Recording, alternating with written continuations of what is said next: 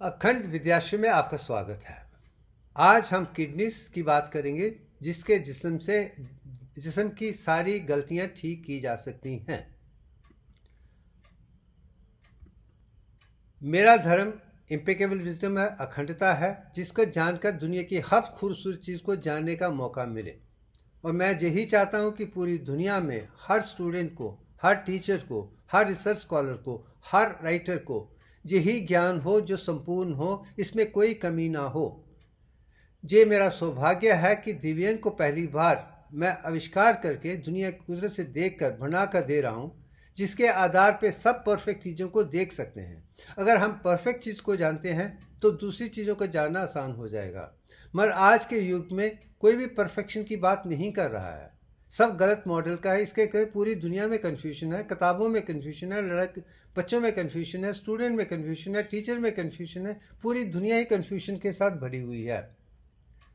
और ये पहली बार मानव जीवन में दिव्यांग के आधार पे किया जा सकता है। मैं जानता हूँ ये सबके ऊपर की है, मगर मैं वो देना चाहता हूँ जिसके आधार पे नई परंपरा शुरू की जाए। आप आ जाते हैं कि मेरा जीवन का लक्ष्य एक ही है। हम सारे मानव, मनुष्य, ह्यूमन बींग्स कुदरत ने लोक पालन की तरह बनाए थे, कस्टोडियन गार्डियन की तरह बनाए हैं। अगर हम संपूर्ण होंगे तो दुनिया में शांति ला सकते हैं। तो सबसे पहले हमको परफेक्ट होना पड़ेगा। और परफेक्ट का मतलब कि हमें फिजिकल हेल्थ ठीक हो, जिसे किस्म की कोई बीमारी ना हो, किसी किस्म की कोई दुविधा ना हो, कलेश ना हो, और किसी किस्म की भी कोई भी समस्या के बिना हम 100 साल तक ऐसे जिए जैसे हम 21 साल के हैं। अगर वो करना है तो मैं जानता हूँ, जब से मैंने दिव्यांग को देखा है, उसके आधार पे अपना खाना पीना सब कुछ बदल कर मैं उस दिशा की तरफ आसानी से जा रहा हूँ।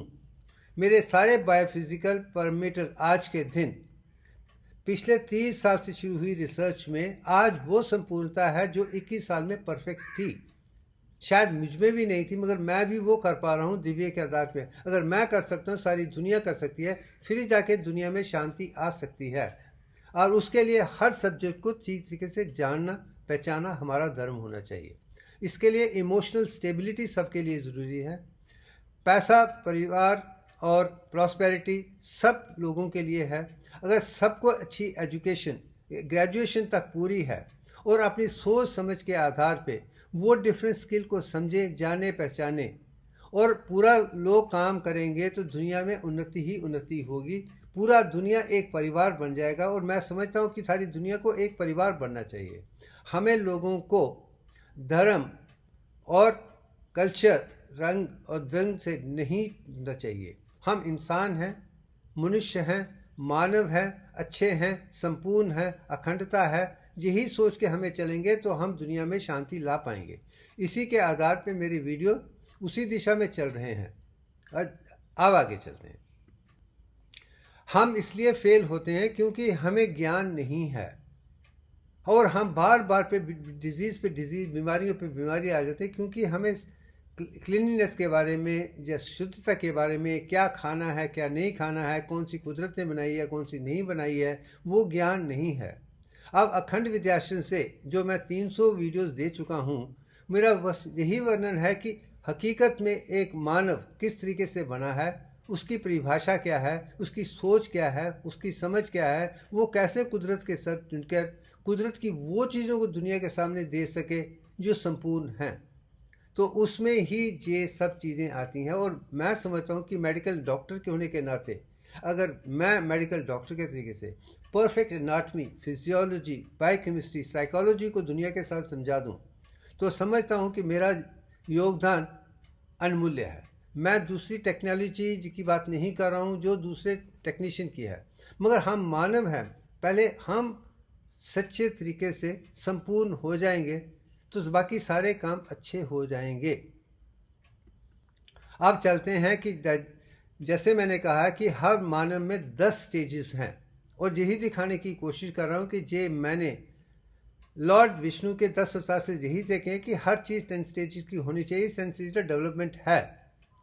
और इसमें जो एक सिस्टम जो हमारे होम्योस्टेसिस के लिए या सेहत के लिए बहुत इंपॉर्टेंट है वो डाइजेस्टिव सिस्टम है, क्योंकि हमारे 100 ट्रिलियन सेल्स को पानी की ज़रूरत है, न्यूट्रिएंट की ज़रूरत है, इलेक्ट्रोलाइट की ज़रूरत है, और दूसरी बात की है जब तक ये चीज़ें अंदर बराबर जाएंगी तो ही हम संपूर्ण हो सकते हैं।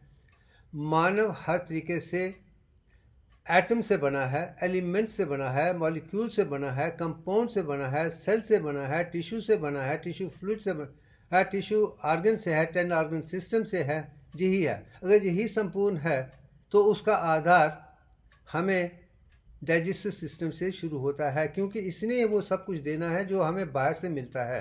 क्यों हम वो चीज़ें इस्तेमाल नहीं कर सकते हैं जो जिस्म को चाहिए, मानव को चाहिए। तो डाइजेस्टिव सिस्टम का रोल यही है कि आपको कंटिन्यूस सप्लाई मिलनी है, ये चीज़ है। दूसरा रेस्पिरेटरी सिस्टम है जो ऑक्सीजन को देता है, कार्बन डाइऑक्साइड को निकाल देता है। और तीसरा जो रक्त है, खून है, उसमें ही सारी चीज़ें आ जाती हैं, वो कैरियर बन जाता है, और कार्डियोवैस्कुलर सिस्टम के आधार पे वो दुनिया के हर सेल को चला जाता है। और एक्सक्रीटरी सिस्टम या रीनल या किडनीज उसको बाकी चीज़ों को साफ करके हमें शुद्धता की तरह ला सकता है। सिमिलर एंडोक्राइन का सिस्टम है, नर्वस सिस्टम का सिस्टम है, ऑटोनॉमिक नर्वस सिस्टम है, इम्यूनिटी का सिस्टम है, स्केलेटल मसल का सिस्टम है, स्मूथ मसल का सिस्टम है, कार्डिक मसल का सिस्टम है। जिस सारे के सारे अगर हम संपूर्ण तरीके से हर इंसान जाने, और मैं ये जानना चाहता हूँ कि हर इंसान में सारी चीज़ें जानने के क्षम हैं। और मैं 64 आर्ट की बात इसलिए कर, क्योंकि मैं सारे 64 आर्ट को जानता हूँ, क्योंकि बचपन से लेकर हर अच्छी चीज़ को समझना, जानना, पहचानना मेरा धर्म रहा है। और इसलिए मैं कहता हूँ कि जितना आप ज़्यादा पढ़ेंगे, लिखेंगे, डिस्कस करेंगे, डिस्कशन करेंगे, उतना ही आप आगे बढ़ सकते हैं। और मानव ही को अगर वेस्ट भी देखता है तो उसे थिंकिंग पर्सन कहा जाता है, थिंकिंग ब्रेन है।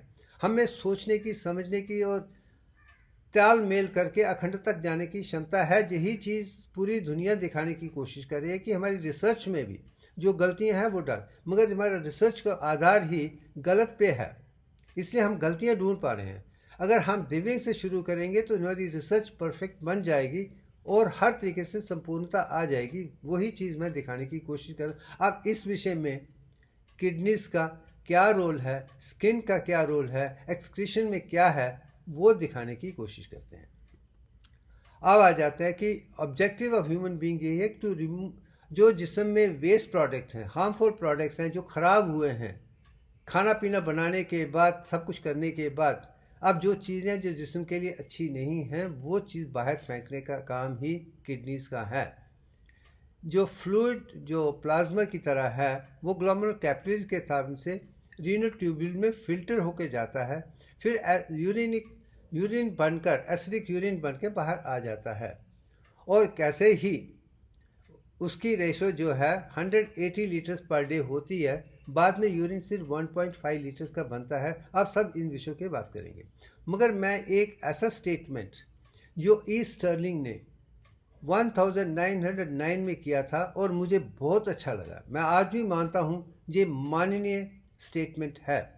The kidneys present in the highest degree of phenomenal sensitivity, the power of reacting to various stimuli in a direction which is appropriate for the survival of the organism, a power of adoption which almost gives one the idea that its component parts must be endowed with intelligence.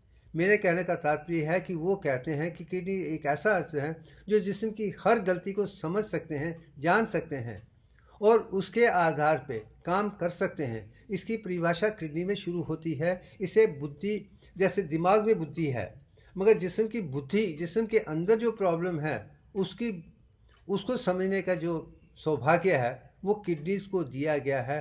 इस statement को ध्यान में रखते हुए मैं इस विषय के बारे में बात करने की कोशिश करूँगा, क्योंकि किडनीज कैन डू वंडर्स, हमारे जिस्म को संपूर्ण बना सकती हैं। और किडनीज को हम ध्यान के साथ रखेंगे तो समझ लीजिए हम संपूर्ण हो जाएंगे।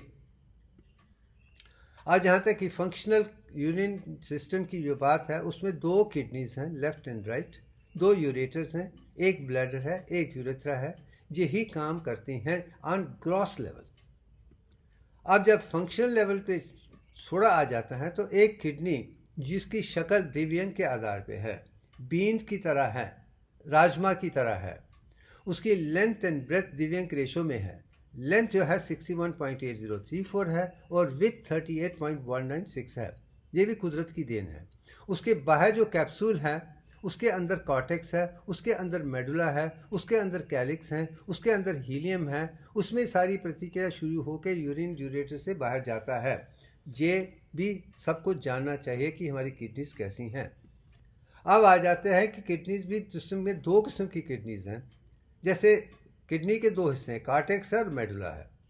जो कार्टेक्स का हिस्सा है उसे कार्टिकल नेफ्रॉन्स कहते हैं और वो छोटे होते हैं और उसमें वासा रेक्टा नहीं है और पेरिट्यूबुलर कैपिलरीज ही हैं। मगर जहाँ तक कि मेडुला में है, जैसा मेडुलरी नेफ्रॉन्स जो हैं वो दो हिस्सों में हैं और जिसमें वासा रेक्टा एक खास रोल काम करता है। और जो ट्यूब्यूल्स हैं वो असेंडिंग है, डिसेंडिंग है और लूप ऑफ हेनले है। और उसके बीच में वासा रेक्टा को ऐसे डाला गया है अपोजिट डायरेक्शन में ताकि यूरिन कंसंट्रेशन और एसिडिक बनाने में उसका योगदान है। काउंटर करंट मैकेनिज्म और एक्सचेंज में इसका रोल महनीय है। वो यूरिन जो फिल्टर होता है उसे कंसंट्रेट करने का काम जुक्स्टामेसोनिक नेफ्रॉन ही करते हैं। ये कितनी खूबसूरती से बनाया है कि बाहर के और अंदर में कितना खूबसूरत है। जो बाहर वाले हैं 80% से ज़्यादा है, जो अंदर वाले हैं 20% से कम है। अब आ जाते हैं ग्लोमेरुलर फिल्ट्रेशन को हम कैसे करते हैं। जो खून जिस्म का रीनल आर्टरी के माध्यम से एफरेंट आर्टरियोल से ग्लोमेरुलर कैपिलरी शक्ल में बदल जाता है और वो ब्रोमिन कैप्सूल में आ जाता है और उसकी जो फिल्ट्रेशन है, पहला स्टेप फिल्ट्रेशन है, वो पैसिव प्रोसेस है। जैसे मैं हमेशा कहता हूँ कि ऑस्मोसिस को पैसिव लेना चाहिए, higher concentration to lower concentration. ये कुदरत का पहला देन है, कुदरत हमेशा ऐसे ही काम करती है। तो यहाँ हायर कंसंट्रेशन से लोअर कंसंट्रेशन यूरिन बनता है। मगर ये है जो कैपिलरीज का हिस्सा है उसमें 4 माइक्रोन तक का साइज़ की हर सोल्यूशन चीज़ बाहर आ जाती है। उससे बड़े साइज़ जैसे वो आरबीसी हों, प्रोटीन्स हों, जो चीज़ें हैं उससे नहीं जा सकती हैं, तो वो अंदर ही रहती हैं। अब जो फिल्टर हो चुका है उसमें से जितने भी पानी है, सोडियम है, ग्लूकोज है, अमाइनो एसिड्स हैं, इलेक्ट्रोलाइट्स हैं, बाकी चीज़ें जो जिस्म के लिए ज़रूरी हैं, वो दोबारा रीअब्जॉर्ब हो सकते हैं passively itself, higher concentration lower concentration. मगर जब आगे सक्रीशन की बात आती है तो वो प्रोडक्ट आते हैं जिनकी शक्ल 4 से ज़्यादा है और हार्मफुल हैं, तो अब उनको निकालने के लिए एक्टिव प्रोसेस का इस्तेमाल होता है जिसमें एटीपी का इस्तेमाल होता है। और एटीपी इस्तेमाल करने से बाहर वो कहीं ना कहीं रीअब्जॉर्ब हो जाता है और बाकी वाला एक्सक्रीट हो जाता है। ये एक संतुलन बना रखता जिस्म के लिए बहुत ज़रूरी है, अखंडता के लिए ज़रूरी है। अगर ये समझ आ जाए कि बाकी चीज़ें समझना हमारे लिए आसान हो जाएगा। अब आते हैं कि अब ग्लोमेरुलर फिल्ट्रेशन रेट की जब बात करते हैं उसकी बात आती है। जैसे मैं कह रहा हूँ कि यही पिक्चर दोबारा मैं दिखाना चाहता हूँ कि जो खून की मात्रा है तो 125 ml पर मिनट के हिसाब से फिल्टर होता है और एक दिन में 180 लीटर तक चलता है और जिसमें से 1.5 लीटर यूरिन बनता है, बट 98.5% चीज़ें रीअब्जॉर्ब हो जाती हैं। ये भी जीवन का सत्य सबसे पहले जानना चाहिए कि परसेंटेज कितनी है। और वो पैसिव तरीके से चलती है, नेगेटिव तरीके से या सेकेंडरी से नहीं जाती है, क्योंकि higher concentration lower concentration automatically जाए। और जैसे आप कैपिलरी एंडोथेलियम को मैं नीचे दिखा रहा हूँ कि फिल्ट्रेशन स्लिट जो है अंदर की तरफ वो 8 माइक्रॉन्स है, मगर जब बाहर की तरफ देखेंगे तो 4 माइक्रॉन ही है, आधा है। तो जो फिल्टर होने वाला है वो 4 माइक्रॉन तक ही रहेगा और बीच में बेसमेंट मेम्ब्रेन है। जब आप इस पिक्चर को समझ सकते हैं तो समझ सकते हैं कि कैपिलरीज कहाँ पे हैं, कैपिलरी का एंडोथेलियम क्या है, बेसमेंट मेम्ब्रेन क्या है, एंड फेसिट जो प्रोसेस ऑफ पोडोसाइट्स कैसे हैं, ग्लोमेरुलर कैप्सूल कैसे हैं, कौन सी चीज़ें हैं। ये स्ट्रक्चर भी जानना बहुत ज़रूरी है। ये खास करके कैपिलरी का थ्रू आउट में है। और जितनी भी खून की मात्रा बदलती है, जो इंट्रावेस्कुलर खून एक्स्ट्रावेस्कुलर कैपिलरी के माध्यम से ही जाता है। और कुछ नहीं है, वो भी जानना बहुत ज़रूरी है। उसके भी दो कैपिलरी के भी दो हिस्से हैं, एक आर्टीरियल एंड है, दूसरा वीनस एंड है। और आर्टीरियल एंड से और वीनस एंड के बीच में ही सब प्रतिक्रिया होती हैं। अगर वो समझ लेंगे तो आपको समझ आ जाएगी कि आगे कहाँ जाना है। आप देख लीजिए, आर्टीरियल एंड ले लिया है, दूसरा एफरेंट ले लीजिए, बीच में क्या है। आप डिफ्यूशन जो फिल्ट्रेशन है, डायनेमिक है, उसको समझने की कोशिश करते हैं। जो नेट फिल्ट्रेशन रेट है वो 10 मिलीमीटर मरकरी ही है। और ये 10 को कैसे कैलकुलेट किया है कि एफरेंट और एफरेंट के बीच में ग्लोमेरुलर हाइड्रोस्टेटिक प्रेशर जो होता है वो 60 का है। और 60 के प्रेशर में जैसे कि एल्वियोल लेवल पे 100 है, एटमॉस्फेयर में 160 है, यहाँ पे 60 आ जाता है। यही भी दिव्यांग के आधार पर ही है। 100 को 61 बनना वही प्रोसेस है। और उसमें से ग्लोमेरुलर फिल्ट्रेशन जो रेट है वो 32 का है। और जो बोमेन कैप्सूल की जो प्रेशर अंदर है वो 8 मिलीमीटर है। तो अगर देखा जाए 60 में से अगर 32 को निकाल दिया जाए और 18 को निकाल दिया जाए, जिसमें 50 को निकालता, बाकी 10 ही रहता है। ये भी कुदरत की देन है, ये भी कहीं ना कहीं आप दिव्यांग के पे ही आधार पे है। अगर बार बार मैं दिव्यांग को ही लेकर ये कहने की कोशिश की मुझे अखंडता चाहिए, अगर हम कोर वैल्यू को समझ पाएंगे तो बीमारी के मौजूद को समझना आसान है। मगर आज मुझे अफसोस के साथ कहना पड़ता है, सारे मेडिकल कॉलेज में, सब स्कूल में जो भी पढ़ाया जाता है वो गलत है, डिजीज़ मॉडल है। वो डॉक्टर के लिए छोड़ दीजिए। स्टूडेंट को, चाहे वो स्कूल से शुरू करते हैं, मेडिकल कॉलेज में शुरू करते हैं, रिसर्च में करते हैं, टीचिंग करते हैं, आगे हैं, वो अखंडता पर ही रहनी चाहिए। शायद इसलिए मैंने अपना पिछले 30 साल का पूरा जीवन इसी पे डिवोट कर रहा हूँ कि ये आशा करके दुनिया में लिखावट हमेशा एक नए तरीके से शुरू हो जाएगी। और मैं चाहता हूँ कि हर इंसान इसे जाने पहचाने, क्योंकि सेहत हमारे अपने हाथ में है। मैं अपने सारे पेशेंट को यही कहता हूँ कि अगर आपको इलाज करवाना है, आपको खुद ही सीखना है, जानना है, पहचानना है। शायद इसलिए ही मैंने ये सब कर रहा हूँ, क्योंकि मैं चाहता हूँ कि हर इंसान अपने आप में संपूर्ण हो और हम में अपने आप के बारे में जानने की क्षमता ज़्यादा है। और मैं भी ये कह सकता हूँ कि मैं इसलिए कर पाया कि मैंने अपने आप को एक सब्जेक्ट बनाया है। अब इस सब्जेक्ट में मुझे कैसे चलना है, कैसे नहीं चाहिए, मेरा जिस्म ही बता देता है। मुझे पानी चाहिए, नमक चाहिए, शुगर चाहिए, क्या चाहिए क्या नहीं चाहिए, मेरा जिस्म मुझे बता देता है। अगर ये क्षमता मुझ में है तो मैं जानता हूँ कि हर इंसान में है। अगर हम अपना सुनना शुरू कर देंगे, अपनी अंतरात्मा की आवाज़ सुनना कर देंगे, हम संपूर्ण हो जाएंगे। मगर हम सुनते नहीं हैं, इसलिए वो गलतियाँ कर रहे हैं जिसके आधार पे हम बीमारी पे बीमार बनते जा रहे हैं। इसी दिशा में डाइजेस्टिव सिस्टम में ही कहा है कि ह्यूमन बीइंग वो फ्रूगल हैं, फ्रक्टिवोरस हैं, कॉर्निवोरस और हर्बीवोरस नहीं है। बस यही जीवन का सत्य है। अब आगे जाते हैं कि आइडियल सिस्टमिक सर्कुलेशन में मैं समझा चुका हूँ। अब जहाँ पे किडनीज की बात आती है तो इसमें सबसे ज़्यादा खून की मात्रा जाती है। 20% 1 लीटर कार्डियक आउटपुट का जाता है, इसमें कोई तरह नहीं। मगर जो 400 ml 100 ग्राम टिश्यू के आधार पे है, जो बाकी वालों से कई गुना ज़्यादा है, क्योंकि इसको फिल्ट्रेशन करने के लिए, कंसनट्रेट करने के लिए ज़रूरी है। ये एक चीज़ मैं दोबारा रिपीट कर रहा हूँ। अब आते हैं, अगर जिस्म को हमें शांत रखना है, अब 2 किस्म के आदमी होते हैं। एक एसिडिक होते हैं जिनको बात बात पे गुस्सा आ जाता है, परेशानी हो जाती है। दूसरे संतुलन वाले हैं। जो संतुलन वाले हैं उनका जो आइडियल पीएच खून का है वो 7.4 का होना चाहिए। तो एसिड बैलेंस को 7.4 तक लाने का जो काम, मेन काम है, वो किडनीज ही करती हैं। अब मैं जानता हूँ कि लंग्स 61.8% कार्बन डाइऑक्साइड को निकाल देते हैं। जो बाकी है उसको एसिड में या अल्कली में कैसे बदला जाता है मैं समझा चुका हूँ। एसिड स्टमक में एसिडिक बनता है, किडनीज में एसिडिक बनता है और पैंक्रियाज में अल्कलाइन बन जाता है। मुझे बैलेंस जो है इसका आधार किडनी के साथ कैसे जुड़ा हुआ है वो अब देखने की कोशिश करेंगे। आप इसे देख लिए, एसिड बेस्ड बैलेंस है। जो ट्यूबुलर सेल्स हैं किडनीज के, जो इंटरस्टिशियल फ्लूइड है, एक्स्ट्रा सेलुलर फ्लूइड है, उसमें सोडियम बाइकार्बोनेट है, बाइक्लोराइड और सोडियम है। जो ट्यूबुलर ल्यूमेन है उसमें सोडियम बाइकार्बोनेट सोडियम और कार्बन में बदल के अंदर आ जाता है। मगर जो चीज़ मैं इसे बार बार समझाने की कोशिश करता हूँ कि जो भी है कार्बन डाइऑक्साइड और वाटर से बनती है, क्योंकि पानी और कार्बन डाइऑक्साइड जब मिल जाते हैं तो बाइकार्बोनेट बन जाता है। उसके बाद हाइड्रोजन एसिडिक की तरफ ले जाता है और बाइकार्बोनेट अल्कली की तरफ ले जाता है। यही चीज़ मैं समझाने की कोशिश करता हूँ कि जो बेस इशू है पानी है और कार्बन डाइऑक्साइड है। अगर पानी को भी देखा जाए, अगर H+ हो जाए तो एसिडिक हो जाएगा और OH नेगेटिव हो जाता है, वो अल्कली बन जाता है।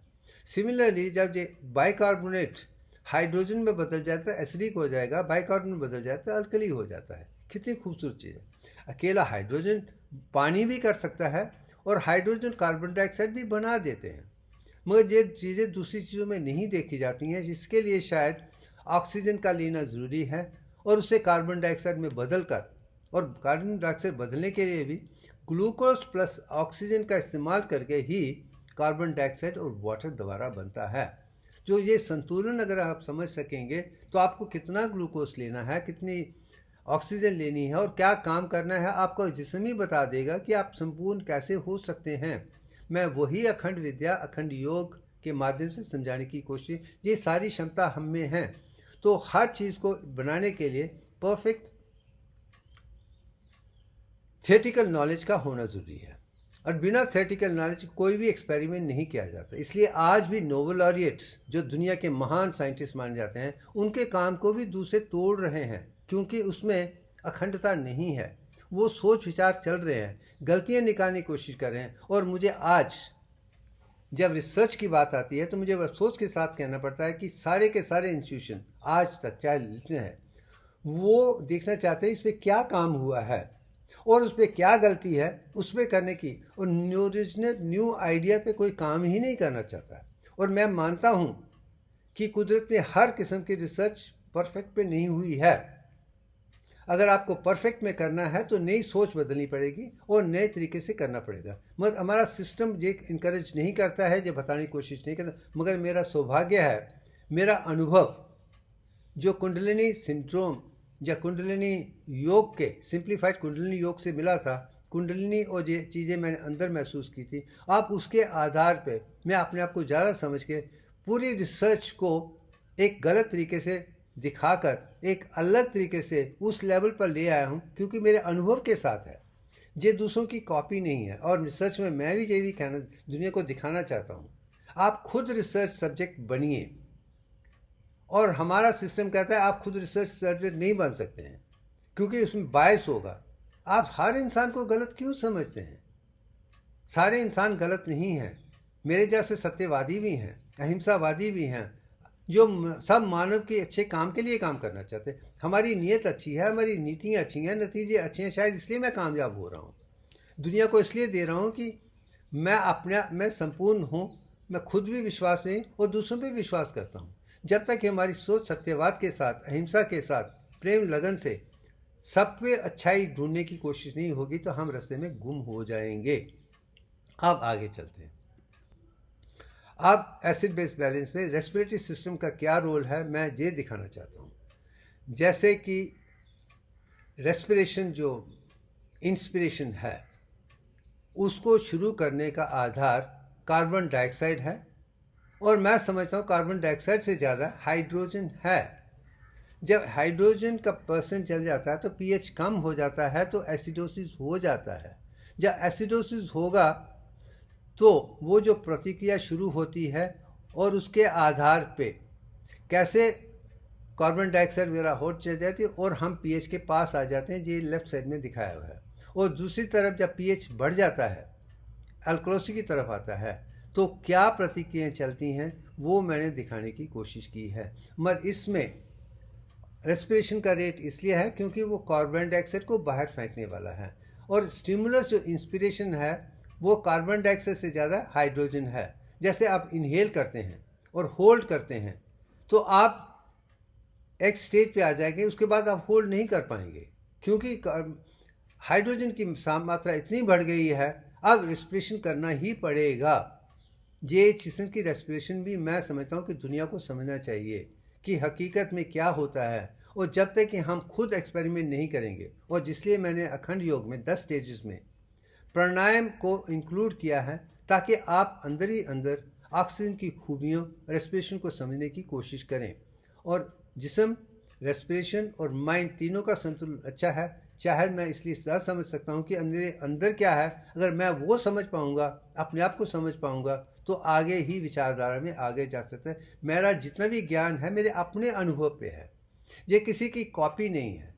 मैंने अपने जिस्म को ही सब्जेक्ट बनाकर एक्सपेरिमेंट करके और उसको साइंटिफिक तरीके से देख के दुनिया के सामने पेश किया है। शायद इसलिए मेरे जो 30 साल की ये प्रतिक्रिया, 33 ईयर्स की प्रतिक्रिया है, उसका रिकॉर्ड कहीं नहीं है, क्योंकि हर इंसान पब्लिकेशन के लिए वो अपना सिस्टम बदलते हैं। मैं उनमें फिट नहीं होता हूँ, दुनिया का अकेला आदमी हूँ, मगर मैं जो दिखा रहा हूँ वो सत्य है और मैं चाहता हूँ कि सत्य के आधार पर नई चीज़ें बने। मैं अपना काम कर रहा हूँ, बाकी दुनिया जाने, दुनिया का काम चले।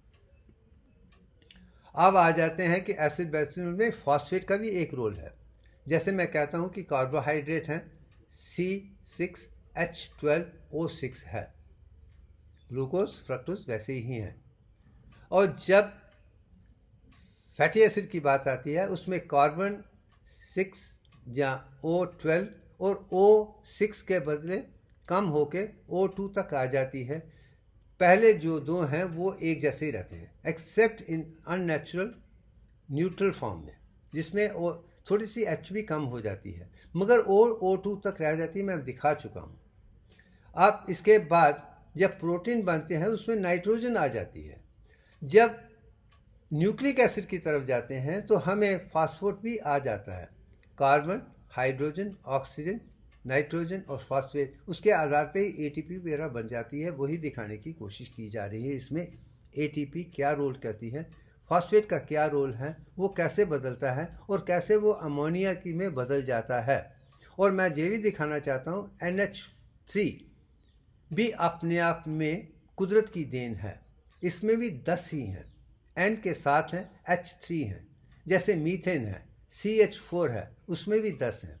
इसलिए नाइट्रोजन, अमोनिया भी अपने आप में एक बड़ा स्ट्रॉन्ग स्टिमुलस है, क्योंकि इसमें वो ताकत है कि आपको रिवाइव कर सकता है। और वही चीज़ मैं दिखाने की कोशिश कर चुका हूँ। अब ये है, अमोनिया एक्सक्रीट हो जाता है, सोडियम बाईफॉस्फेट भी एक्सक्रीट हो जाता है, हाइड्रोजन आयन्स भी एक्सक्रीट हो जाते हैं। इसके आधार पे एसिड बेस बैलेंस ठीक हो जाता है और जिसका फॉस्फेट के साथ कनेक्शन है। अब ये चीज़ आप देख लीजिए। अब आ जाते हैं एसिडिक यूरिन कैसे बनता है। अब जो यूरिन हम पास करते हैं उसकी मात्रा एसिडिक है, अल्कलाइन नहीं है। अब मैं ये भी दिखाना चाहता हूँ कि एसिडिक क्यों बदली जाती है, क्योंकि एसिडिक में ही सारे इन्फेक्शन कंट्रोल हो सकते हैं। अगर स्टमक में एसिडिक है, इसके एक भाषा जो माइक्रो ऑर्गेनिज्म बाहर से लिए गए हैं वो पहले ख़त्म हो जाने चाहिए और बाद में ही प्रोटीन ब्रेकडाउन की बात होती है, उसके बाद ही बाकी चीज़ें आती हैं। मगर सबसे पहले एसिडिक यूरिन, जितने भी पेरिफेरल ऑर्गन्स हैं, हॉलो ऑर्गन्स हैं, उसमें एसिडिक ही होता है ताकि उसमें बाहर का कोई भी इन्फेक्शन ना आ सके। हाँ, सर्टन स्टेजेस में म्यूकोस बन जाता है, वो अलग सी बात है, but by and large acidic है। तो इसे यूरिन का एसिडिक होना बहुत ज़रूरी है, क्योंकि उसने pH को बदल के रखना है 7.4 के पास। मैं उसको भी बदल नहीं कर, 7.4 ही रखना। अब इससे आगे समझने की कोशिश करते हैं। जैसे इस पिक्चर में देखें तो मैं ये दिखाना, जो pH है, मैं काफ़ी स्टूडेंट को पूछता हूँ pH के मायने क्या हैं और स्टूडेंट जवाब नहीं दे पाते हैं। इसलिए मैंने ऊपर ही लिखा है, द पावर ऑफ हाइड्रोजन को ही pH कहा जाता है। जो 0 to 5 के बीच में वो एसिडिक यूरिन है, जो बीच में न्यूट्रल आ जाता है 4 और 7 के बीच में है, और अल्कलाइन जो है वो 8 के ऊपर आ जाता है। और इसमें नॉर्मल से एसिडिक यूरिन की तरफ ही ज़्यादा मात्रा है। जो यूरिन pH है वो परफेक्ट, जो ब्लड है वो 7.4 है। अब मैं एक ऐसे विषय की बात करना चाहता हूँ जो भी कुदरत की देन है, वो दिव्यांग के आधार पे है। जो लिमिटिंग pH ऑफ यूरिन है वो 4.5 है, अब उसके नीचे नहीं जा सकता है।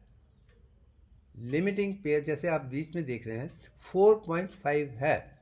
जो यूरिन है वो एसिडिक नहीं है, 4.5 pH आ जाता है, उसके नीचे नहीं जाता है। अब इसमें क्या कनेक्शन है, आप देखिए 4.5 को 7.4 से अगर आप डिवाइड करेंगे तो आप दिव्यांग रेशो की तरफ ही आ जाएंगे। ये भी कुदरत की देन है। अगर हम बच्चों को इस तरीके से समझाएंगे कि हर चीज मैथमेटिकली कंक्लूशन होना चाहिए, और मैं आज भी मानता हूँ कुदरत की जो देन है वो मैथमेटिक्स के आधार पे है। लैंग्वेज ऑफ नेचर मैथमेटिक्स है, मदर ऑफ साइंसेस मैथमेटिक्स है, और मैं समझता हर चीज़ कुदरत ने मैथमेटिक्स बना के ही ली है। शायद इसलिए मैंने यंत्र वंत्र तंत्र के बीच में गणित विद्या को डाल दिया है, ताकि मैथ्स को समझेंगे तो हम आगे जा सकते हैं। मेरा पूरा समझे एक मैथमेटिशियन की तरह है। मैं हर चीज़ को मैथमेटिक्स के तरीके से परफेक्शन देखता हूँ। अगर कंक्लूशन है तो मैथमेटिका का होना ज़रूरी है। अगर हम मैथमेटिक्स में वो कन्फ्यूजन कंसिस्टेंट ला सकते हैं दिव्यांग के आधार में, इसका मतलब हमारी सोच ठीक है। जैसे मैं अपने जिस्म में दिव्यांग के आधार पे ही खाना बदल रहा हूँ, सोच बदल रहा हूँ, सब कुछ बदल रहा हूँ, और चलते चलते मैं वो कर पा रहा हूँ जो शायद मैंने कभी कल्पना भी नहीं थी, दुनिया में किसी ने कल्पना भी नहीं की थी। हाँ, मैं जानता हूँ प्रिवेंशन ऑफ डिजीज सब बात कर लेते हैं, एजिंग को कर्टेल करने की बात की जाती है, मगर रिवर्स ऑफ एजिंग साइंटिफिकली मुझे बताइए कि इसकी विचारधारा यही है, मगर किसने हकीकत में मैथमेटिकली कंक्लूसिव तरीके से दुनिया के सामने पेश किया है। अगर आप मेरे 30 साल की रिसर्च में 93 से लेकर 2024 में मेरे रिकॉर्ड देखेंगे तो कैसे एक एक करके मैं परफेक्शन के उस लेवल पे आ गया हूँ जिसकी कभी कोई कल्पना भी नहीं करता है। कि लोग कहते हैं कि उम्र के साथ बढ़ते हैं, मगर उम्र के साथ मैं 21 साल की तरफ बन रहा हूँ। वो चीज़ हर तरीके से नज़र आती है, मेरे काम में भी नज़र आती है, मेरे व्यवहार में भी नज़र आती है, मेरी हर प्रतिक्रिया में नज़र आती है, और बायोकेमिस्ट्री में नज़र आती है, एनाटॉमी में नज़र आती है, बाय साइकोलॉजी में नज़र आती है, फिजियोलॉजी में नज़र आती है। जब वो अपना रंग दिखाना शुरू कर देगी, शायद इसके आधार पे ही अब रिवर्स ऑफ एजिंग को एक नया कंसेप्ट हकीकत में हर मानव को सिर्फ खाने पीने विचारधाराओं से किया जा सकता है। उसे कुदरत के साथ वही चीज़ खानी है जो उसके लिए अनिवार्य है, जो अनिवार्य नहीं है उसको छोड़ दीजिए। अब मैं अपने आप को दिखाने की कोशिश कर रहा हूँ, अब दूसरा माने ना माने जो उनकी इच्छा है। अब आ जाते हैं कि एसिड बैलेंस फॉस्फेट की जो मैंने दिखाया है, इसमें एसिडिक यूरिन में आप NH4 या NH3 के जो बाहर है वो दिखाई गई है। आप सेंटर में देख लीजिए NH3 ही आता है, उसके बाद NH4 बन जाए वो अलग सी बात है, मगर NH3 में 10 है। NH4 वो अपने आप में आयन बन जाता है।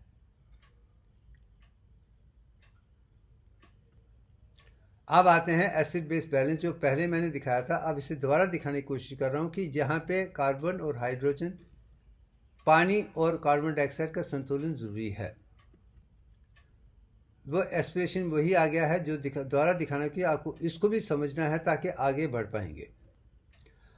अब मैं वो सब्जेक्ट दुनिया के सामने पेश करना चाहता हूँ जिसकी परिभाषा या लिखत किताबों में ठीक नहीं है। ऑस्मोसिस एक बड़ा इम्पॉर्टेंट है। ऑस्मोसिस हो, रिवर्स ऑस्मोसिस हो, कुछ भी हो, पानी को शुद्ध करने का काम है। और ऑस्मोसिस को मैं ये दिखाना चाहता हूँ, इससे कुदरत के देन के साथ जुड़िए। आप जैसे लेफ्ट अपर देख रहे हैं, सेल मेम्ब्रेन है वो सेमी परमिएबल है, और दोनों में अगर पानी बराबर है तो वो एक किस्म का रहेगा, तो दोनों में एक्सचेंज होती रहेगी। जो लोअर कंसनट्रेशन है वो हाई कंसनट्रेशन की तरफ जाता है, इसमें दिखाया गया है, और बाद में इक्वल कंसंट्रेशन है। और मैं ये दिखाना चाहता हूँ कि जो ऑस्मोसिस में वाटर है वो हायर कंसंट्रेशन से लोअर कंसंट्रेशन की तरफ जा रहा है। Area of low concentration of chemical concentration है, और जो लेवी area of high chemical concentration है, आप उसे निकाल के सिर्फ पानी की बात कीजिए कि पानी को ही मूव होना है, सोल्यूशन को मूव नहीं होना है, तो उसकी परिभाषा भी या डेफिनेशन को बदल दीजिए। तो आज में से यही कहूँगा, from higher concentration to lower concentration should be the objective, क्योंकि पानी ही जाने वाला है, बाकी सोल्यूट नहीं जाएंगे सेमी परमिएबल मेम्ब्रेन में। वही सेल में दिखा जाता है कि जितने भी हमारे सेल्स हैं उसका इंटरस्टिशियल फ्लूइड और एक्स्ट्रास्टिशियल फ्लूइड अलग है, मगर सेल मेम्ब्रेन में लिपिड बाइलेयर के कारण वो चीज़ें बाहर की बाहर आ जाती हैं, अंदर की अंदर जाती हैं। अगर पानी को जाना है तो टेम्परेरी सेकेंडरी सिम्बियोटिक रिलेशनशिप से भी जाता है एक्टिव टू कंसंट्रेशन लो में नहीं जाता है। मगर कुछ चीज़ें ऐसी हैं हमें देखना है कि कुछ सेल ऐसे भी हैं जिसमें ऑटोमेटिकली चल जाता है। इसलिए मैं नीचे एक एग्जांपल दे रहा हूँ। रेड ब्लड सर्कल्स जो हैं उसकी जो सेल मेम्ब्रेन है वो बायोकेमिकल सेल में वो नहीं है जो दूसरे सेल में है। अब इसमें ये पानी का प्रभाव या इलेक्ट्रॉन का प्रभाव या सॉल्यूशन का प्रभाव ज़्यादा है। अगर ब्लड जो है वो 7.4 में है वो आइसोटोनिक है। अगर हम उसी मात्रा में सॉल्यूशन में हम रखते हैं तो सेल में कोई अंतर नहीं होगा। पानी अंदर भी जाएगा, पानी बाहर भी आ जाएगा, जैसे सेंटर में आप देख सकते हैं। मगर हम उसको हाइपोटोनिक सॉल्यूशन में डाल दें जिसमें सोडियम कंटेंट ज़्यादा है, तो जब सोडियम कंटेंट बाहर ज़्यादा है, जो सेल के अंदर का पानी है वो बाहर आ जाएगा। मैं यही समझाने की कोशिश कर रहा हूँ। अंदर का पानी बाहर आएगा। जब अंदर का पानी बाहर आएगा तो वो अंतरे श्रिंक हो जाएगा। दैट्स लेफ्ट साइड में आप देख रहे हैं क्योंकि पानी बाहर आ रहा है। अगर आप मात्रा हाइपोटोनिक बना देते हैं, वो 7.5 से अलग है, तो ज़्यादा पानी है, तो जहाँ बाहर का ज़्यादा पानी अंदर की तरफ जाना शुरू हो जाएगा। उसके एक स्टेज तक वो सेल जो बाइकनकेव थे, जिनका वॉल्यूम 90 क्यूबिक मिलीमीटर है, वो स्वोलन हो जाएंगे। उनकी जो वॉल्यूम है बढ़ जाएगा, वो स्वेल हो जाएंगे, राउंड हो जाएंगे।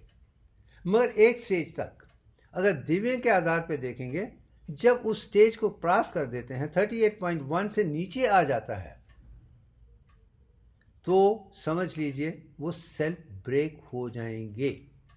वहाँ पे भी दिव्यांग काम करता है। इसलिए मैं अपनी सोच में दिव्यांग के आधार पे ही सब सब्जेक्ट को नए तरीके से समझाने की कोशिश कर रहा हूँ कि अगर आप दिव्यांग के देखेंगे तो आपकी सोच बिल्कुल ठीक ठाक हो जाएगी, क्योंकि इसमें किसी किस्म की कोई गलती नहीं होनी चाहिए, ना है ना रहेगी। अगर इस तरह समझेंगे तो आप आगे बढ़ते जाएंगे, कोई भी प्रॉब्लम नहीं होगी। अब आते हैं कि काउंटर करंट मैकेनिज्म। जैसे मैंने कहा था कि ग्लोमेरुलर नेफ्रॉन्स जो कॉर्टेक्स में हैं वो अलग हैं, उसमें वासा रेक्टा नहीं है। जो जक्स्टा मेडुलरी नेफ्रॉन्स हैं जो मेडुला के बीच में हैं, उनमें वासा रेक्टा है। जैसे इसमें आप सेंटर में जो देखें वो वासा रेक्टा है, वो कैपिलरीज हैं। और बाहर में जो ट्यूब्यूल्स हैं, असेंडिंग और डिसेंडिंग और लूप ऑफ हेनली के 3 हिस्से हैं।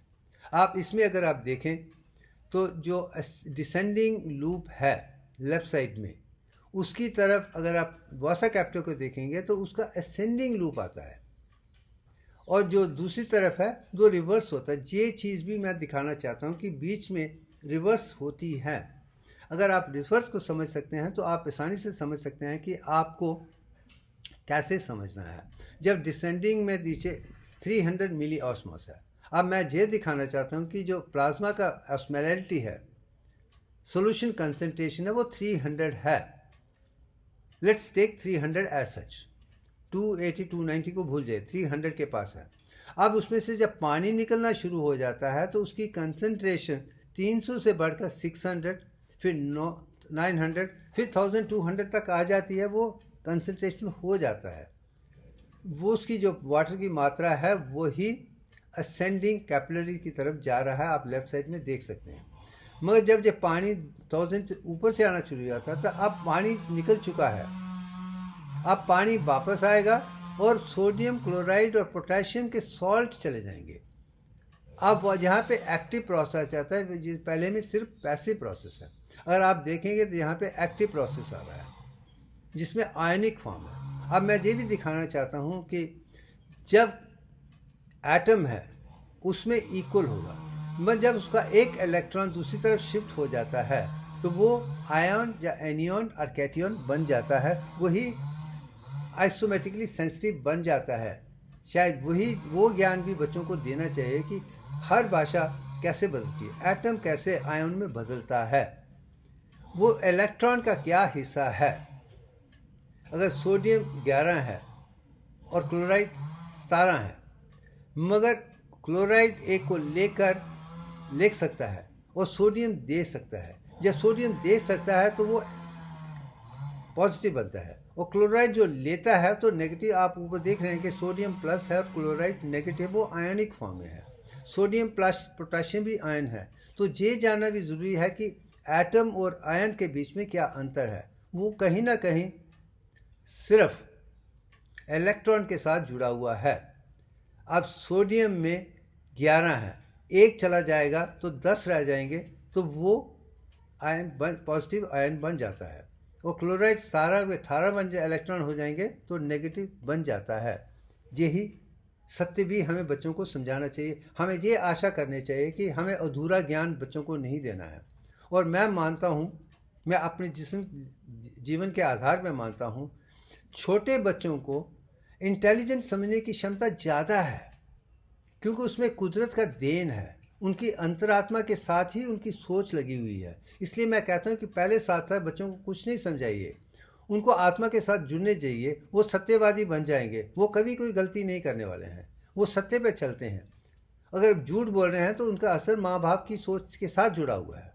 बच्चे अपने आप में कभी झूठ नहीं बोलते हैं। 7 साल तक उनको दिमाग चलने चाहिए, अंतरात्मा से देखने दीजिए, तो उसके आधार पे वो सत्य के कहीं से कहीं पहुँच। और मेरा जीवन यही कहता है कि मेरी 7 साल में कुछ नहीं कहा, इसलिए आज भी सत्यवादी हूँ, कल भी था, हमेशा रहूँगा। और सत्यवादी ही इंसान को दुनिया की संपूर्णता को देख सकते हैं। झूठ के आधार पर कुछ नहीं है।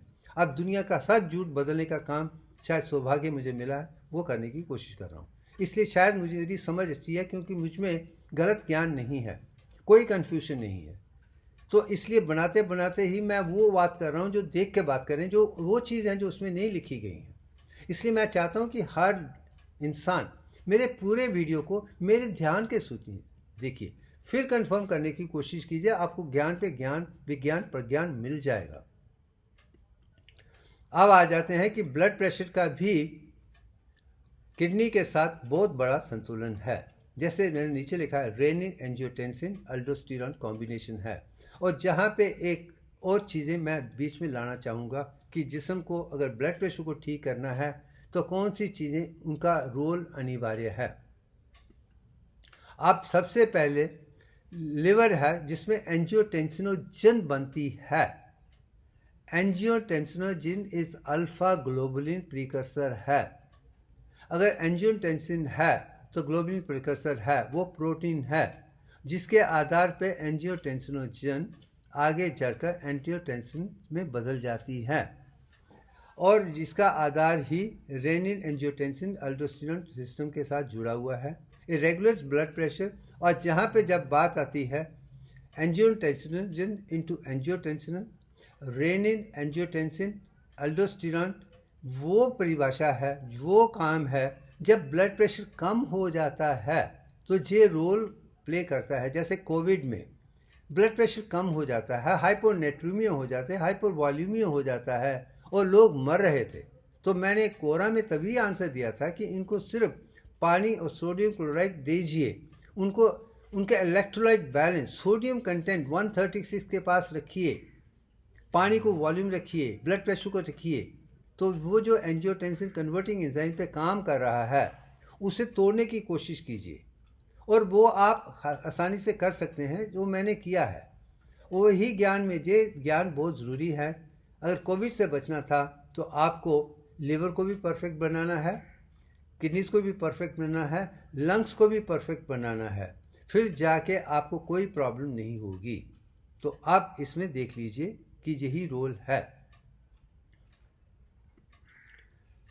अब जस्टा ग्लोमेरुलर एप्लिकेशन में आप जैसे देख सकते हैं कि जस्टा ग्लोमेरुलर जो है किडनी में अफरेंट आर्टेरियोल्स के साथ में डेंसा मैकुला एक हिस्सा है, और डेंसा मैकुला एक वो हिस्सा है जो रेनिन को बनाता भी, कंट्रोल भी करता है, रेगुलेट भी करता है, जिसके आधार पे ग्लोमेरुलर हीमोडायनेमिक्स भी बदलती है। जैसे मैंने पहले बताया था कि जो प्रोसेस है वो 10 मिलीमीटर का है, मगर उसमें ग्लोमेरुलर फिल्ट्रेशन की ज़रूरत है, या ऑस्मोटिक प्रेशर की ज़रूरत है, पल्स प्रेशर की ज़रूरत है, मोमिन कैप्सूल की प्रेशर, वो दिखा चुका हूँ। अब इसमें डेंसा मेडुला के कारण ही वहाँ पे आप रेनिन बनती है। लिवर में एंजियोटेंसिनोजन है और जहाँ पे रेनिन है, ये दो समझ लीजिए। अब तीसरा आ जाता है कि रेनिन एंजियोटेंसिन अल्डोस्टेरॉन कॉम्बिनेशन क्या है। जैसे मैंने कहा कि सेंटर में लिवर है, वो एंजियोटेंसिन बना रहा है, और रेनिन डेंसामेडुलम में लो ब्लड प्रेशर होने के कारण बनती है। जो रेनिन रिलीज होती है किडनी से, वो एंजियोटेंसिनोजन को एंजियोटेंसिन 1 में बदलती है। तो रेनिन का काम क्या है, जो एंजियोटेंसिनोजन लिवर में से आती है, लिवर ने बनाई है, उसको एंजियोटेंसिन 1 में कन्वर्ट करना है। ये पहला काम किडनी का है, वो रेनिन ही करती है। हम इस किस्म का ज्ञान बच्चों को नहीं देते हैं। अब जब वो एंजियोटेंसिन 1 है, वो लंग्स में चली जाती है, और लंग्स में एंजियोटेंसिन कन्वर्टिंग एंजाइम जो हैं वो उसको बनाने की कर। अब जो कोविड था वो SARS है, उसकी शक्ल भी कहीं ना कहीं एंजियोटेंसिन कन्वर्टिंग एंजाइम की तरफ ही था, इसको ब्लॉक करता था। इसको ब्लॉक करने के कारण एंजियोटेंसिन 2 कन्वर्ट जो होता है वो जाता है एड्रिनल ग्लैंड के पहली लेयर में, और पहली लेयर में मिनरलोकॉर्टिकॉइड्स बनते हैं। मिनरलोकॉर्टिकॉइड का मतलब इसमें मिनरल का रेगुलेशन होता है। मगर दो चीज़ें एंजियोटेंसिन 2 और कोलेस्ट्रॉल कार्बन 27 से मटेरियल से बनते बनते अल्डोस्टेरॉन तक आ जाता है। तो angiotensin 1, renin, angiotensin 2 to aldosterone in the presence of again cholesterol raw material है, और कोलेस्ट्रॉल की मात्रा बराबर है तो आप अल्डोस्टेरॉन बना सकते हैं। और वो मात्रा कम है, ये भी प्रॉब्लम हो सकती है। इसलिए बहुत लो कार्बन कोलेस्ट्रॉल का होना भी ठीक नहीं है। और मैं यही कहूँगा HDL कोलेस्ट्रॉल जो है उसकी मात्रा ज़्यादा होनी चाहिए बनिस्बत की LDL की। और मैंने भी आज over a period HDL cholesterol की मात्रा बढ़ाई है, LDL की कम की है, और रेशा को बहुत करता हूँ, वो वापस में दिव्य के आधार पे आ गया है जैसे है। अब जब अल्डोस्टेरॉन है उसमें वाटर रीअब्जॉर्ब होता है, सोडियम रीअब्जॉर्ब होता है, मगर पोटेशियम एक्सक्रीट होता है। जब पानी अब्जॉर्ब हो रहा है, सोडियम अब्जॉर्ब हो रहा है, तो जो लो ब्लड प्रेशर है वो पानी में बन के नॉर्मल हो जाता है। यही मैं समझाने की कोशिश कर रहा हूँ कि जो एल्डोस्टेरॉन का काम है, मिनरलोकॉर्टिकॉइड का है कि पानी को अब्जॉर्ब करता है, सोडियम को अब्जॉर्ब करता है। वही प्रॉब्लम कोविड पेशेंट में थी, और अगर उसमें पानी दिया जाता है, जो दिया जाता है, तो वो बच जाते थे। अगर नहीं दिया जाता तो वो लो ब्लड प्रेशर के कारण मर जाते थे। और साथ में एड्रिनल में फोर्थ जो लेयर है, मेडुला है, वो sympathetic mimetic hormones like catecholamine, adrenaline, noradrenaline, dopamine बनाते हैं। उसका असर भी वेसो कंस्ट्रिक्शन पे है, तो इसमें भी ब्लड प्रेशर नॉर्मल आके आ जाता है। तो ये चीज़ें अगर समझ आती हैं तो आप समझ लेंगे कि आप कहाँ से कहाँ तक पहुँच रहे हैं। आप नीचे के पोर्शन में थे, aldosterone acts on the kidneys to stimulate reabsorption of salt, sodium chloride और वाटर। वही अब्जॉर्ब हो रहा है जिसके आधार पे ब्लड वॉल्यूम 1 रहता है। मैं चाहता हूँ कि हर बच्चे को इस तरीके से डिटेल के साथ हमें aldosterone, renin, angiotensin, aldosterone, water, sodium chloride और नॉर्मल लो से हाई तक उस तरीके से अगर हम समझाएंगे, बच्चों को समझाएंगे, वो ज़िंदगी भर के लिए याद रखेंगे। उसको आगे दोबारा समझने की ज़रूरत ना पड़े। अनलर्निंग एंड रीलर्निंग बहुत डिफ़िकल्ट है। इसलिए मैं ये समझाने की कोशिश, मैं इसलिए डिटेल के साथ दिखा रहा हूँ ताकि लोगों को सच समझने की, चलने की पूरी भाषा है। अधूरा ज्ञान नहीं देना है, संपूर्ण ज्ञान देना है। और संपूर्ण ज्ञान दिव्य के आधार पर ही हो सकता है। जैसे ब्रह्म 22/21 है, ये भी सत्य है। 10 सीरीज डेवलपमेंट है, और 0.344 मैचुरेशन है। अगर यही सत्य है तो हम सत्य को समझाएं ना। हम वो चीज़ें क्यों समझाएं जो डिजीज मॉडल है, वो डॉक्टरों का काम है, करने दीजिए। अब आ जाते हैं, एरिथ्रोपोएटिन भी एक ऐसी चीज़ है क्योंकि ऑक्सीजन का होना ज़रूरी है। ऑक्सीजन होना ज़रूरी है, इसका मतलब हीमोग्लोबिन का होना ज़रूरी है। हीमोग्लोबिन का ज़रूरी है तो इसका मतलब रेड सेल मसल का होना, सेल का होना ज़रूरी है। और एरिथ्रोपोएटिन एक ऐसा प्रोटीन है जिसका रोल अनमोल है। आप इस पिक्चर में देखिए, मगर हमें आगे समझाने की कोशिश करूँगा। आप इस पिक्चर को दोबारा देखिए। एरिथ्रोपोइटिन तब आती है जब ऑक्सीजनेशन कम हो जाती है। कोई भी कारण जिसके में ऑक्सीजन की कंसंट्रेशन जिस्म में कम है, मानिए मैं वो आगे समझाऊंगा, जब आ जाती है तो लिवर और किडनी मिलकर काम करते हैं, फिर उसमें से ही आपको किडनीज एरिथ्रोपोइटिन बनाती है। और जब एरिथ्रोपोइटिन आती है लिवर और किडनी के कारण, वो कहीं ना कहीं बोन्स पे काम करके रेड बोन सेल्स, पेरिफेरल से फिर एक्सियल की तरफ रेड ब्लड सेल बनना शुरू हो जाते हैं। जब रेड ब्लड सेल बनना शुरू हो जाते हैं, हीमोग्लोबिन बनना शुरू हो जाती है, ऑक्सीजन मोर कंसनट्रेशन हो जाती है, तो उसके ऑक्सीजनेशन हाइपो से नॉर्मल तक आ जाता है। और जब तक कि नॉर्मल जी है, और मैं भी आज के में यही कहूँगा कि मेरी जो आरबीसी कंसनट्रेशन है और हीमोग्लोबिन कंसनट्रेशन है, ऑक्सीजन कंसनट्रेशन है, वो परफेक्ट है। At 73 is much better than when I was 21। शायद वो ज्ञान मुझे नहीं था, मगर आज ज्ञान के कारण उसके आधार पे मैं वो कर पा रहा हूँ, क्योंकि ये खाने पीने से ही हो जाता है, प्राणायाम मेडिटेशन से हो जाता है, एक सिंपल जीवन से हो जाता है। अब आगे चलते हैं। अब एरिथ्रोपोइटिन की जो कंसंट्रेशन है वो भी कहीं ना कहीं डेंसा मैकुला में ही होती है, और वही कहीं ना कहीं रेड ब्लड फॉर्मेशन में काम करता है। यही चीज़ मैं दिखाने की, एरिथ्रोपोइटिन रेनिन कहीं ना कहीं डेंसा मैकुला में ही बनती है, बस यही सत्य है। वो सेल्स ही बनाते हैं, वो आने वाले और जाने वाले आर्टरियल के बीच में ही पड़ा हुआ है, तो वो भी इतना सेंसिटिव है। इसलिए मैं कहता हूँ कि अगर ईस्ट अर्ली ने कहा था कि इंटेलिजेंट है, और मैं शिवभूषण शर्मा भी यही कहता है बहुत इंटेलिजेंट है, और इस खून से बनाया गया है कि जो खून आ रहा है और खून जा रहा है उसमें कितना परिवर्तन हो रहा है वो भी मैकुलर डेंसा देख सकता है। उसके आधार पे ही वो रेनिन या एरिथ्रोपोइटिन को बना देता है। अब लो ब्लड प्रेशर है तो रेनिन आ जाएगी, और हाइपोग्लाइसीमिया है या सॉरी हाइपोक्सिया है, ऑक्सीजन कंसंट्रेशन कम है, तो वो एरिथ्रोपोइटिन बना देगी। अब ये समझ आ जाएगा तो आप आगे जाने में आसानी हो जाएगी, क्योंकि बिना ऑक्सीजन के और बिना ब्लड प्रेशर के, बिना पानी के, बिना सोडियम क्लोराइड के कुछ नहीं है। और मुझे दोनों दिखाना कि सोडियम पे आंख रखिए, ब्लड वॉल्यूम पे आंख रखिए, आरबीसी पे आंख रखिए, ऑक्सीजन पे आंख रखिए। ये 10 पैरामीटर ही ज़रूरी हैं। अगर इन चीज़ों को आप मेंटेन कर सकते हैं, आप संपूर्ण बन जाएंगे। इन्हें इग्नोर करने की कोशिश मत कीजिए, उसको समझिए, फिर उसके आधार पे एक्सपेरिमेंट करके देखिए कि आपको क्या करना है। जैसे मैंने किया है, मैं वही समझा रहा हूँ। अगर मैं संपूर्ण हुआ तो आप भी हो सकते हैं, मगर आपको विश्वास करना पड़ेगा कि आज तक ये ज्ञान कहीं नहीं है। मैं यही कहता हूँ कि दुनिया में नहीं है, इसलिए मैं लो प्रोफाइल की तरह से दिखाने की कोशिश कर रहा हूँ कि ताकि सारी दुनिया में अज्ञान खत्म हो जाए और विज्ञान प्रज्ञान अखंडता के साथ आगे बढ़े। अब जैसे हम आ जाते हैं कि ऑक्सीजन में, ऑक्सीजन जैसे मैंने कहा था कि partial pressure of oxygen at sea level 160 है, और एल्वियोलर लेवल पे 100 है, और किडनी के कैपिलरीज में 60 है, और जो वीनस रिटर्न पे आ जाता है वो 40 या 38.19 है। तो क्या ये भी कोई गलत है? ये सारे दिव्यांग की तो हैं। अगर दिव्यांग की है, अगर इसे ही हम मेंटेन कर सकते हैं तो हमें कोई कमी नहीं होगी। मैं इसके लिए बार बार दिखाने की कोशिश कर रहा हूँ कि दिव्यांग की हर जगह पे दिव्यांग सीक्वेंस ही काम कर रहा है।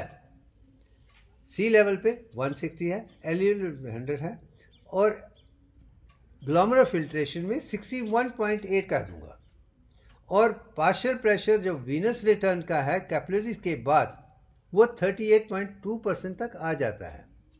जो आर्टीरियल एंड में है वो 61.8 है। अब देख लीजिए कि कौन सी भाषा मैं समझाने की कोशिश कर रहा हूँ, इसमें कोई अंतर नहीं होना। अगर इसे समझेंगे तो आप मेंटेन कर सकते हैं। आपको कितना सोडियम होना चाहिए, कितना पानी होना चाहिए, कितना ये होना चाहिए, उस पर आप आधार कीजिए ना। अगर मैं हर 6 महीने या साल में एक बार या 6 महीने में पूरे टेस्ट करता हूँ, पूरे डिटेल में करता हूँ, चाहे कितना भी खर्चा हो जाए, मुझे एक सब्जेक्ट बनना है। इसलिए शायद मैं दुनिया को अब थ्रू आउट ब्रेन में 8 हर्ट्स अल्फ़ा फ्रीक्वेंसी आंखें खोल के दे रहा हूँ, जो इतिहास में किसी ने नहीं किया है। शायद मैं इसलिए कर पा रहा हूँ क्योंकि मैं दिव्यांग के साथ जुड़ा हूँ, क्योंकि हर तरीके से संपूर्ण है।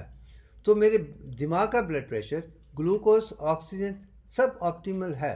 और यही कहूँगा कि वहाँ ग्लूकोज प्लस फ्रक्टोज और ऑक्सीजन का ही इस्तेमाल होता है और पानी का इस्तेमाल होता है और सोडियम क्लोराइड का ही काम आता है। अब ये चीज़ अगर समझ आ जाएगी, आपको वेद समझ आ जाएंगे, I3 ऑपरेशन समझ आ जाएगा और मॉडर्न साइंस भी तभी समझ पाएंगे अगर आप वेद उपनिषद की परिभाषा को दिव्यांग के आधार पे दुनिया के सामने पेश करें। मैं धर्म की बात नहीं कर रहा हूँ, मैं ज्ञान की बात कर रहा हूँ। ये ज्ञान सबके लिए ज़रूरी है, हमें धर्म से ऊपर उठना पड़ेगा। अब आ जाते हैं रेड ब्लड सेल्स की कैसे बनते हैं, जो इंट्रा यूट्राइन सेल में कैसे बनता है, जो मैं दिखा चुका हूँ। वो पहले न्यूक्लिएटेड सेल्स होते हैं, सेकंड स्टेज में भी न्यूक्लिएटेड होते हैं, थर्ड स्टेज में नॉन न्यूक्लिएट बन जाते हैं, लिवर में और बोन मैरो से बनते हैं। वो कहीं ना कहीं चल के बाद में ऑक्सीजन को ले लेते हैं, ये उनकी भाषा है, जहाँ पे भी 10 स्टेजेस ऑफ डेवलपमेंट हैं। अब ये 10 स्टेजेस मैं दिखा चुका हूँ, अब इसे दोबारा दिखाने की ज़रूरत नहीं है। मैं यही कहूँगा जो प्लूरीपोटेंट सेल है वो 21 माइक्रोन के हैं, वो 22 माइक्रोन जाते हैं। 10 स्टेजेस में आके 7 मिलीमीटर में 900 वो कर जाते हैं और 21 डेज में बन जाते हैं। मैं समझा चुका हूँ, आगे चलते हैं। अब ऑक्सीजन में जो रेस्पिरेशन में उसकी जो परिभाषा है वो भी दिव्यांग के आधार पे है। ये मैं रिमाइंडर के लिए दिखा रहा हूँ, आप पुरानी रेस्पिरेशन पे देख लेंगे तो आपको समझ आ जाएगी।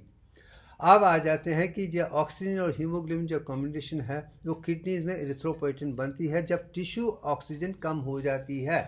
टिश्यू में वो ऑक्सीजन नहीं है जो होनी चाहिए, वो टिश्यू की ऑक्सीजन जो है 61.8% होनी चाहिए। और मैं यही कहता हूँ एरेटेड जो है 61.8% चलता है, वो पायरुविक एसिड बन जाएगा। जब उसकी बढ़ जाती है तो एनरोबिक बन जाता है, तो वो लैक्टिक एसिड बन जाता है, वहीं पे जाके दिव्यांग ही काम करता है। अब उसके कारण क्या है, लो ब्लड वॉल्यूम है, अनीमिया है, हीमोग्लोबिन कम है, पुअर ब्लड फ्लो है, पल्मोनरी डिजीज है, जिसके कारण टिश्यू ऑक्सीजन कम हो गई है। मगर उसको ठीक करने के लिए किडनीज एरिथ्रोपोइटिन बनाती हैं, ये दिखाने की मैं कोशिश कर रहा हूँ। फिर वो कैसे हेमोपोटिक साइट से टिश्यू बनाकर वो कर देता है। अब आ जाते हैं कि काउंटर करंट मैकेनिज्म में पहले भी समझा चुका हूँ, अब दोबारा दिखाने की कोशिश कर रहा हूँ कि वही है कि जो वासा रेक्टा है वो सेंटर में है और असेंडिंग, डिसेंडिंग और लूपर हेनली के बीच में है, ये मैं दिखा चुका हूँ। अब यहाँ पे जो कंसंट्रेशन है वो भी दिखाने की कोशिश कर रहा हूँ कि ये दो बीच में आने के कारण कैसे पहले पानी बाहर आता है, उसके बाद इलेक्ट्रोलाइट बाहर आने से उसकी कंसंट्रेशन बदल जाती है, जो 300 मिलीऑस्मोल्स करके फिर बाद में कैसे कम होती है, 100 पे कैसे आती है, फिर कैसे एक्सक्लूशन होते हैं, वो आप बाद में खुद देख लीजिए। अब एक चीज़ मैं और दिखाना चाहता हूँ कि जिसका रोल जिसमें बहुत ज़रूरी है, वो ADH है, जब वेसोप्रेसिन है, जो हाइपोथैलेमस में बनती है और उसकी कंसंट्रेशन पोस्टीरियर पिट्यूटरी न्यूरोहाइपोफिसिस में आ जाती है। और उसका रोल यही है कि यूरिन कंसंट्रेशन में इसका रोल वाटर अब्जॉर्प्शन के साथ जुड़ा हुआ है। AD एंटी डायूरेटिक हार्मोन, ये हार्मोन है जो पानी को बरकरार करने में काम देता है। अब जब हम आ जाते हैं कि डायबिटीज़ मेलिटस है, डायबिटीज़ मेलिटस का मतलब वो स्वीट है, वो डायबिटीज़ में है, उसमें यूरिन जो है मीठा हो गया है। और एंटी डायूरिस में डायूरिस इंसिपिडस है, पानी की मात्रा बढ़ गई है मगर उसमें स्वीटनेस नहीं है।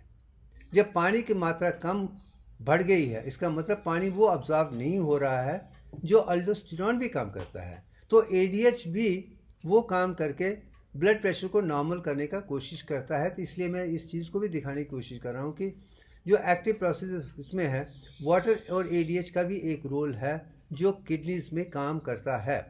आप उसे समझिए, इसे साफ सूत्रों में लिखा हुआ है। अब आ जाते हैं कि जो स्किन, लिवर, किडनी इंटीग्रेशन में विटामिन D3 भी, उसमें भी किडनी का, लिवर का, स्किन का बड़ा इंपॉर्टेंट रोल है। अब मैं वो समझाने की कोशिश करता हूँ। अब आ जाते हैं कि सबसे पहले जो विटामिन स्किन एपिडर्मिस है वो कोलेस्ट्रॉल है और UV रेज कन्वर्ट करके 7 डिहाइड्रो कोलेस्ट्रॉल में बदल देता है। ये कार्बन 27 ही है, मगर उसकी जो नंबर 7 जो है वो विटामिन है, प्रोविटामिन, विटामिन बन जाती है। और डाइट में कोलीकैल्सिफेरॉल जो खाने से आती है उसका भी एक रोल है। वो जाके लिवर में और न्यूरॉन में 25 हाइड्रोक्सीलेज के कारण 25 हाइड्रोक्सी विटामिन D3 बन जाती है। वो प्रो हार्मोन है। वो प्रो हार्मोन आगे किडनीज में इंटरस्टिशियल सेल में चलते हुए 125 हाइड्रोक्सी विटामिन D बन जाता है, एक्टिव कैल्सिट्रॉल बन जाता है। ये किडनीज का रोल है। और ए ब्यूटीफुल स्किन से शुरू हुआ है, खाने के साथ जुड़ा हुआ है, लिवर के साथ जुड़ा हुआ है, किडनी के साथ जुड़ा हुआ है, सूर्य भगवान के साथ जुड़ा हुआ है, अल्ट्रावायलेट के साथ जुड़ा है, पर उसका आधार कहीं ना कहीं बोन में कैल्शियम रिजॉर्प्शन के साथ है और गैस्ट्रोइंटेस्टाइनल सिस्टम में भी अब्जॉर्प्शन का है। और जो पैराथायराइड हार्मोन है वो इसे कम कर देगा। अब ये इसमें थायराइड भी बीच में आ गया है। अब जब पूरा ज्ञान हम इस तरीके से दुनिया के साथ पेश करेंगे तो आप समझ सकें कि ये जिस्म कैसे काम करता है। हमें 100 ट्रिलियन सेल के हर चीज़ को जानना ज़रूरी है। इसलिए मैं बार बार कहता हूँ कि नर्वस सिस्टम को पहले समझिए, फिर एंडोक्राइन सिस्टम को समझिए, फिर के बाद में आर्गन को समझ पाते हैं। इसलिए शायद मेरा role endocrine system, autonomic nervous system से शुरू होता है और चलते चलते बाकी को मैं अच्छी से समझा सके, इसके बिना नहीं समझा जा सकता है। यही चीज़ मैं एग्जाम्पल बाय एग्जाम्पल आपको दिखाने की कोशिश कर रहा हूँ। अब आगे चलते हैं कि हमारे यहाँ एक परंपरा है कि रोज़ सुबह जैसे सूर्य भगवान जागते हैं उन्हें पानी दिया जाता है। लॉर्ड आदित्य को अर्घ्य कहा जाता है। वो हम क्यों करते हैं? क्योंकि वो समय अल्ट्रा वायलेट रेज ज़्यादा होती हैं और अल्ट्रा वायलेट रेज में ही कोलेस्ट्रॉल को D3 विटामिन D3 में बदलने का काम आसान हो जाता है। ये पुरानी परंपरा आज भी मैं समझता हूँ कि लोगों को करनी चाहिए।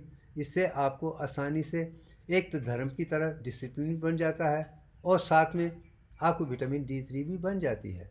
जो भी सनातन धर्म की खोजें हैं वो सारी साइंटिफिक हैं, यही दिखाने की मैं कोशिश कर रहा हूँ। अब जो कोलेस्ट्रॉल का सिंथेसिस है, अब ये 2 कार्बन से बढ़ के 27 कार्बन तक कैसे जाता है वो मैंने दिखाने की कोशिश कर रहा हूँ यहाँ पे।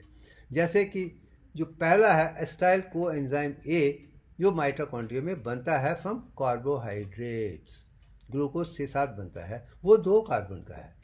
फिर वो 4 कार्बन में एस्टाइल एसिलिक कोएंजाइम में बदल जाता है, वो जेनेटिकली कोलेस्ट्रॉल में है।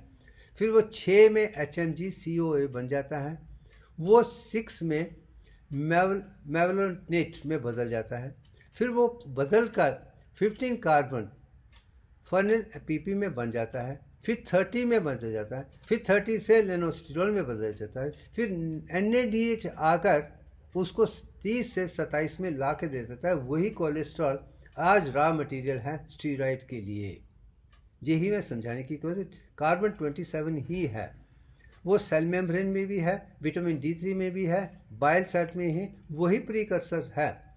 वही स्टीरॉयड के लिए ज़रूरी है, वही एड्रीनल में है, वही ओवरीज में है, वही टेस्टिस में है। जो भी रॉ मटेरियल एड्रीनल में हो, ओवरीज हो, टेस्टिस में, और जहाँ तक कि मैं कहूँगा कि प्लेसेंटा में भी इसका इस्तेमाल वैसे ही है। तो कोलेस्ट्रॉल को बड़ा मानने मानना चाहिए कि 27C बहुत इम्पॉर्टेंट है।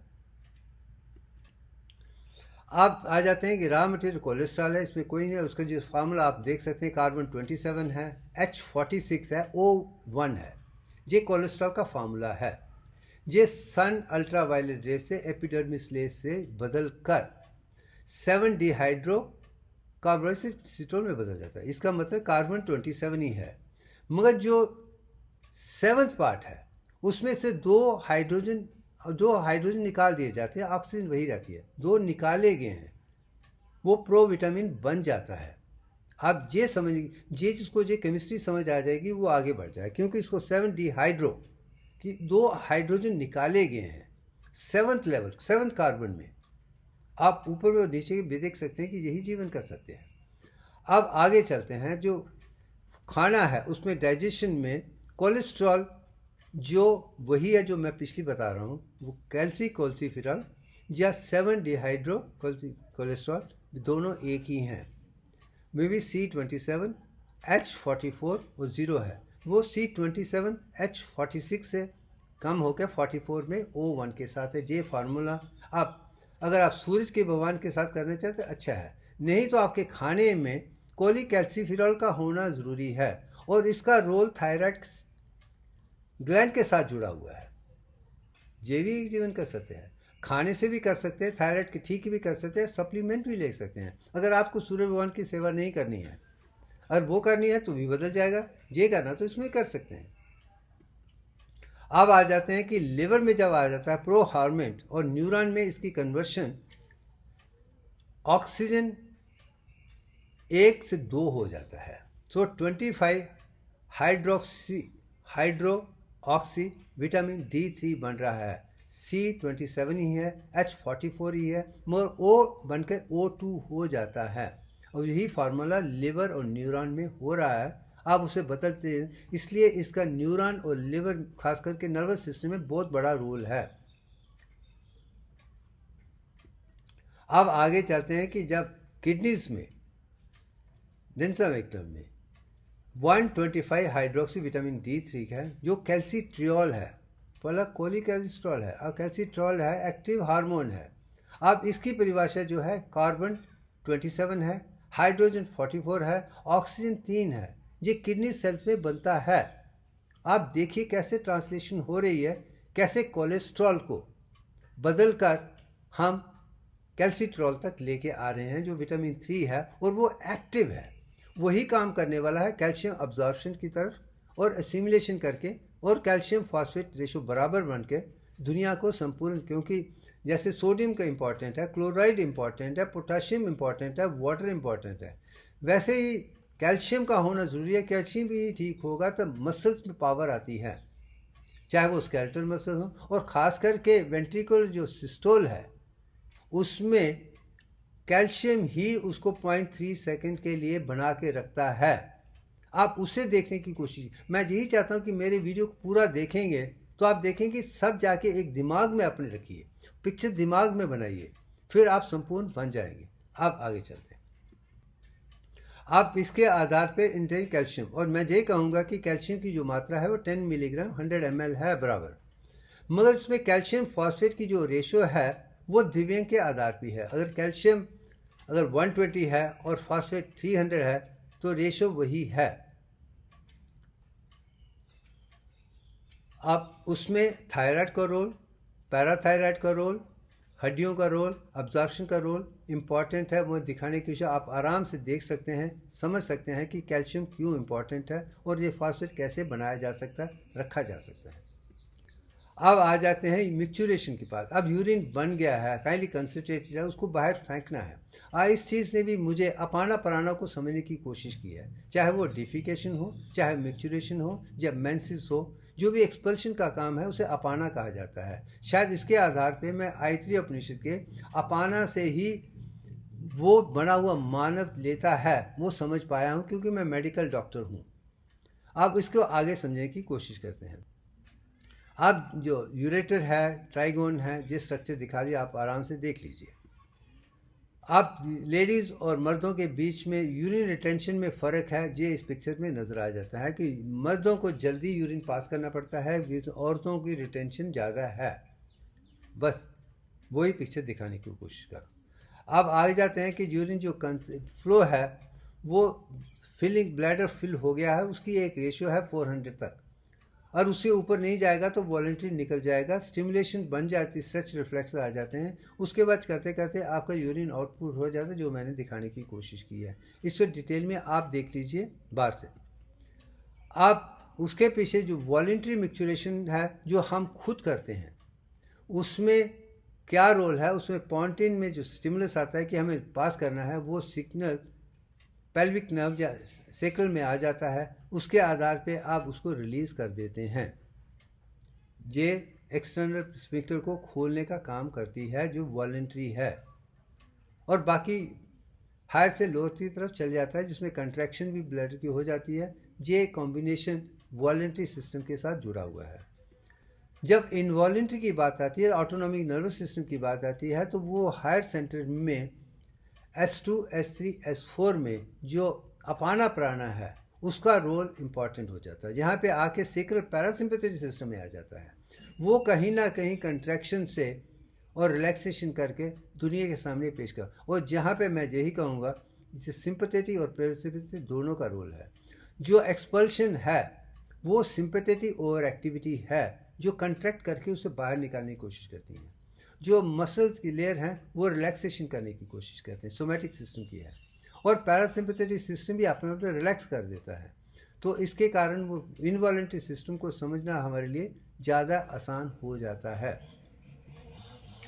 अब मैं ये दिखाने की कोशिश, ऑटोनॉमिक नर्वस सिस्टम के आधार पे जो सिंपैथेटिक और पैरासिम्पैथेटिक को समझ सकता है तो वो अपाना प्राणों को आसानी से समझ सकता है। इसकी डिटेल में हम नहीं जाएंगे। मुझे लगता है कि आज के लिए इतना ही काफ़ी है। काफ़ी मटेरियल है और भी काफ़ी मटेरियल इसमें है जो आप आसानी से बार बार पढ़ सकते हैं। मैं यह चाहूँगा कि यही किताबें मेरी बनती हैं और ख़ास करके आगे और भी डिटेल में मोर कॉम्प्रिहेंसिव बन जाएंगी। आज ये अंत की पिक्चर है और मैं समझता हूँ यही काफ़ी है। तो thank you very much. Thank you very much.